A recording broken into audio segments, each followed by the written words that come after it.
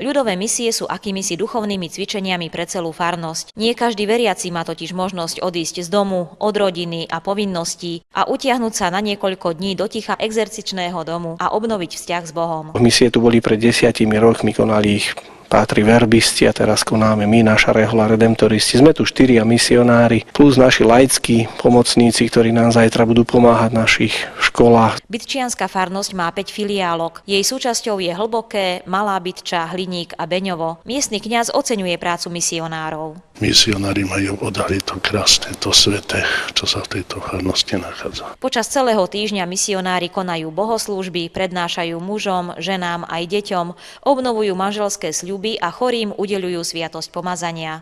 Je to najviac asi sústredené do tých sviatostí zmierenia, kde chceme naozaj tým ľuďom ponúknuť tú veľkú Božiu amnestiu, tú Božiu pomoc. Som veľmi rád, že tu v Byči naozaj to všetko, čo sa snažíme s Božou pomocou zasievať, ľudia berú naozaj vážne. Ten zážitok, ktorý je vo vnútri, je naozaj, dá sa povedať, maximálne čarovný, takže pre nás má veľký zážitok a preto chodíme každý večer. No všetko, tak na tým sa páči mi. Pani misionári sú takí milí a aj tá kázeň je trochu dlhšia. V nedeľu misionári posvetia misijný kríž, ktorý veriaci vyrábajú z dubového dreva v miestnej stolárskej dielni. Ukončia tak týždeň ľudových misií v Bytči. Pre televíziu Lux Jolana Čuláková.